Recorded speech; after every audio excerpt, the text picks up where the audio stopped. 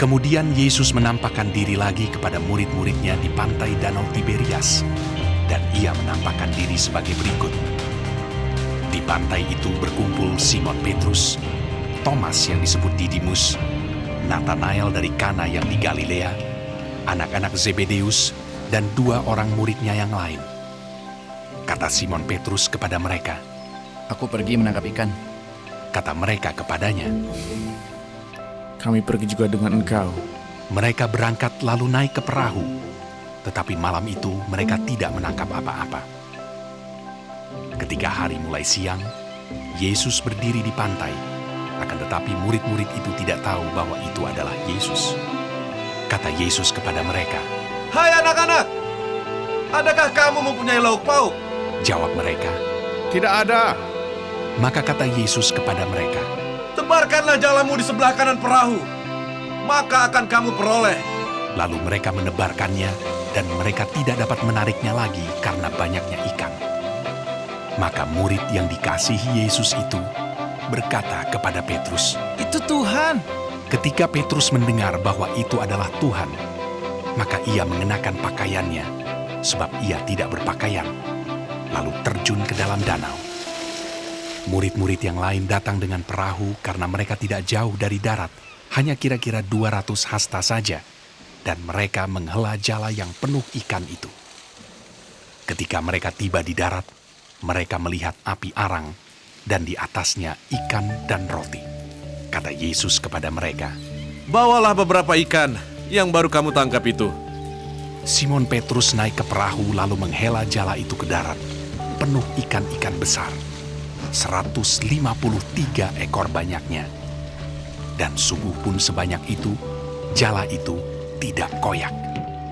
Kata Yesus kepada mereka, Marilah, dan sarapanlah. tidak ada di antara murid-murid itu yang berani bertanya kepadanya, siapakah engkau? Sebab mereka tahu bahwa ia adalah Tuhan. Yesus maju ke depan, mengambil roti dan memberikannya kepada mereka. Demikian juga ikan itu. Itulah ketiga kalinya Yesus menampakkan diri kepada murid-muridnya sesudah ia bangkit dari antara orang mati.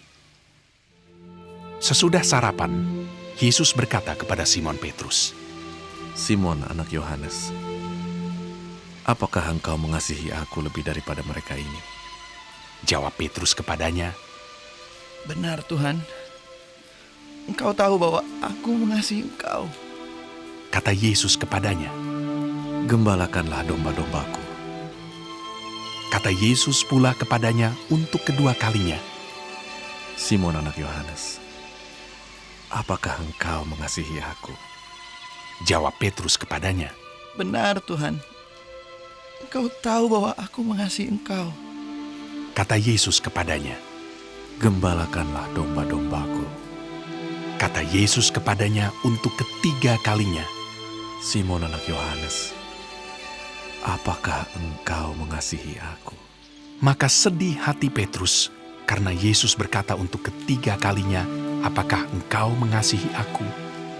Dan ia berkata kepadanya, Tuhan, Engkau tahu segala sesuatu. Engkau tahu bahwa aku mengasihi Engkau. kata Yesus kepadanya. Gembalakanlah domba-dombaku. Aku berkata kepadamu, sesungguhnya ketika engkau masih muda, engkau mengikat pinggangmu sendiri, dan engkau berjalan kemana saja kau kehendaki. Tetapi jika engkau sudah menjadi tua, engkau akan mengulurkan tanganmu, dan orang lain akan mengikat engkau, dan membawa engkau ke tempat yang tidak kau kehendaki. Dan hal ini dikatakannya untuk menyatakan bagaimana Petrus akan mati dan memuliakan Allah. Sesudah mengatakan demikian, ia berkata kepada Petrus, Ikutlah aku. ketika Petrus berpaling, ia melihat bahwa murid yang dikasihi Yesus sedang mengikuti mereka, yaitu murid yang pada waktu mereka sedang makan bersama, duduk dekat Yesus dan yang berkata, Tuhan, siapakah dia yang akan menyerahkan Engkau?